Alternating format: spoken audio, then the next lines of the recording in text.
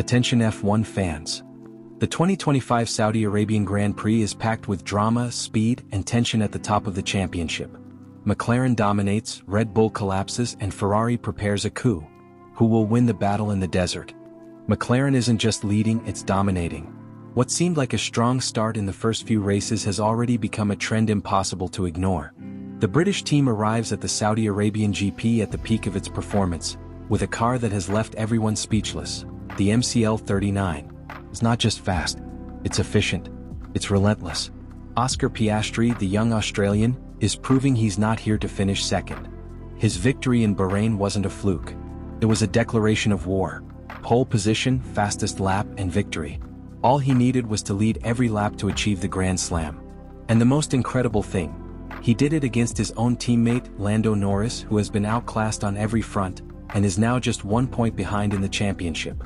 The internal struggle at McLaren is more tense than ever.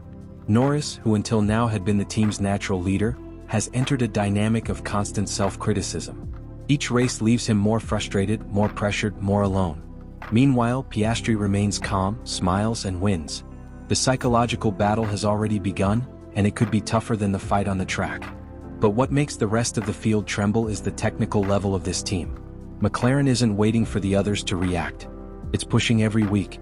For Saudi Arabia, they've prepared a key development, a modification to the car's floor that smooths the airflow underneath, specifically designed to provide greater stability.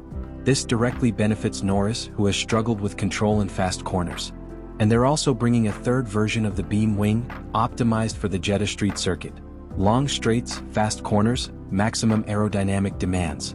Every part of the car is designed for this layout. And the most chilling thing, it's tire management.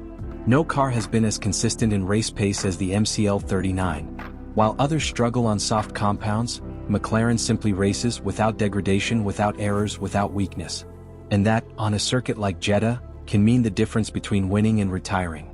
McLaren isn't just leading. They're changing the rules of the game. And if no one stops them now, they could wrap up the championship before they even reach Europe. What seemed impossible has become a reality. Red Bull, the dominant team of recent years, is in free fall. And that's not an exaggeration. It's a fact. After sweeping everything since 2021, today Red Bull faces its deepest crisis since becoming the benchmark of modern Formula One. In Bahrain, Max Verstappen finished sixth. Not because of a failed strategy. Not because of bad luck. It was the car. The RB21 isn't responding. It doesn't turn in, it doesn't brake, it doesn't take care of the tires. And the worst part, the team doesn't know why. The signs are clear. The car is unpredictable. In simulations, it seemed half a second faster than reality. But when it hits the track, everything falls apart. Non-existent balance, brutal tire degradation, constant operational errors. In the pits, they lost vital seconds with poorly executed stops. Small mistakes that didn't matter before. Today they are fatal. And the internal atmosphere is crumbling. Verstappen is fed up. He looked frustrated, dry, and annoyed. For the first time, his body language conveys not confidence, but fatigue. He knows he can't keep winning if the team doesn't react. And the paddock is already talking about his exit clause. Yes, the contract runs until 2028. But if Red Bull doesn't deliver a competitive car, Max could leave. Amid the chaos, Red Bull has made a desperate decision. Yuki Tsunoda will be used as a test bed in Jeddah. He will try radical setups in qualifying in the race, looking for answers, looking for data, looking for hope. A high-risk move. A public admission that they've lost their way. And meanwhile, rivals aren't waiting. McLaren is slipping away. Mercedes is stalking. Ferrari is evolving. Red Bull has no room to maneuver. The season has barely begun, but time is already running out. Jeddah won't be just another race. It will be a trial by fire. If Red Bull doesn't find its way around this high-speed circuit, it can kiss any hope of a championship goodbye.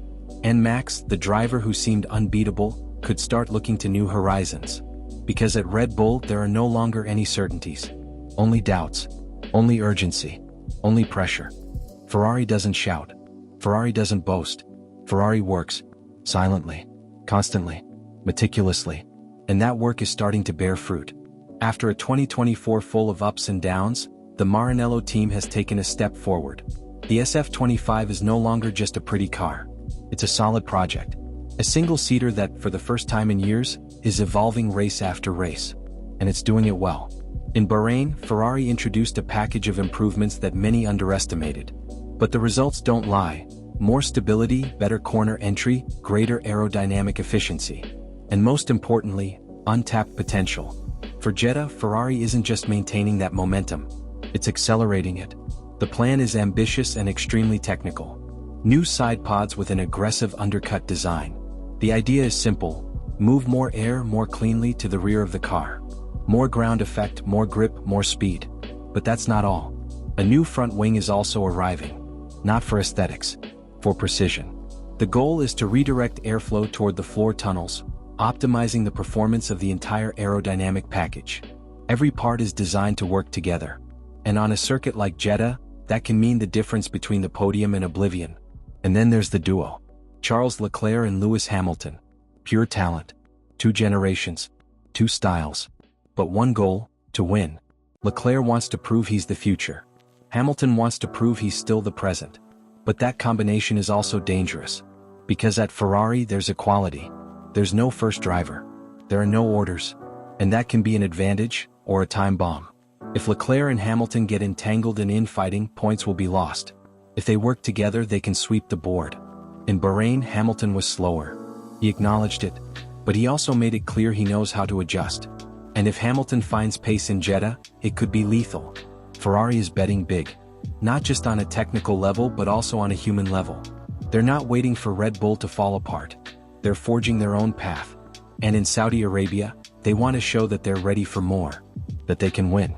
That the Scuderia is back. Mercedes is back in the conversation. But this time not with empty promises or expectations. This time with results. With consistency. With a plan that, little by little, is starting to work. After 2 seasons chasing its own shadow, Mercedes has found its way. The W16 isn't the perfect car. But it's a car that responds, that evolves, that competes. And that, in today's Formula One, is half a victory. At the top of the garage, George Russell. The driver many doubted could lead. Today he's proving that he can not only do it, but that he's ready to go even further. 3 podiums and 4 races. Solid pace. A cool mindset. Russell has understood that you don't need to be spectacular every lap. You need to be consistent, steady, unwavering. And that's what's separating him from the rest. His race in Bahrain was a statement. Second place with a car that still had technical flaws. He knew how to adapt, he knew how to suffer, and he knew how to add to the results.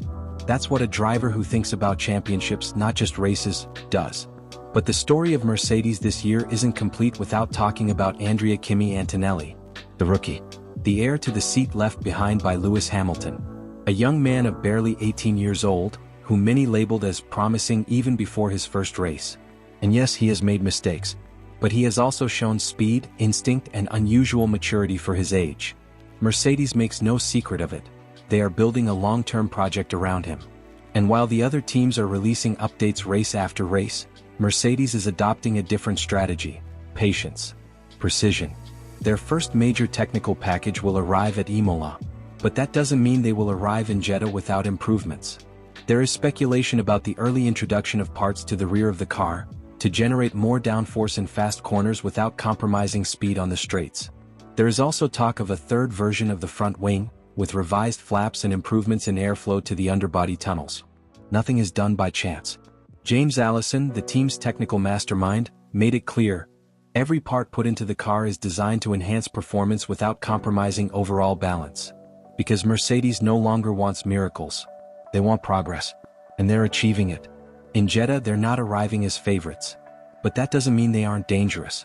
The circuit favors cars that are stable in fast corners and have good aerodynamic efficiency. The W16 fits that profile. And George Russell is in the prime of his career. Mercedes doesn't shout, doesn't boast, or dramatize. Mercedes executes.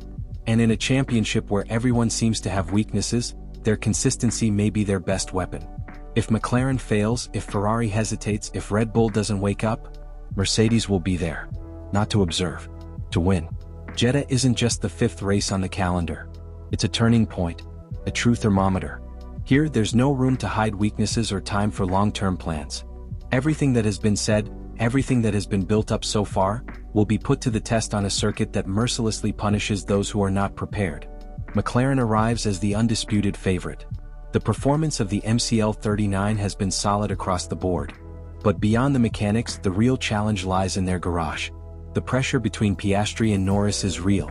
The internal struggle is heating up. And on a circuit like Jeddah, where there is no room for error, a misunderstanding or a bad decision between teammates could cost more than a race. Mercedes lurks in the shadows. Its progress isn't explosive, but it is consistent.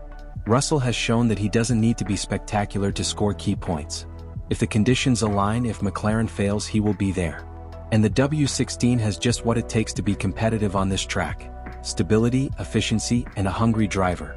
Ferrari is the great unknown. The upgrade package is promising. Leclerc and Hamilton have plenty of talent. But the question is different. Can they work together? Can they contain their egos and think as a team? If the answer is yes, they could be in contention for victory. If not, they'll only accumulate frustration. And then there's Red Bull, the wounded giant. No one expected to see the champion team in this situation. But the reality is stark. They're on the ropes. The pressure on Verstappen is at its peak. The team needs answers, not excuses. And Jeddah will be the last chance to prove that Bahrain was just a stumble. If they don't, the narrative changes. And the season could begin to crumble. Prediction isn't just a matter of data. It's a reading of the moment. McLaren remains the rival to beat. Piastri has the pace and the confidence. If he doesn't make any mistakes, he should take the win. Russell is the strongest threat for second place. And the third step of the podium will be a battle. Leclerc, Norris, and Verstappen will battle until the last lap. Anyone can take it, but anyone can also lose it in a single corner. And let's not forget what no one can control: the weather. Temperatures in Saudi Arabia this year are higher than normal. That will affect tire degradation. It will change strategies. It will put more demands on the drivers and engineers. And there, a single decision can change everything. Jeddah will set the tone for the European Tour. Who leads? Who chases? Who survives? And who is left out of the conversation? Because after this race, there will be no more excuses. Only realities. And a new hierarchy that could define the rest of the season.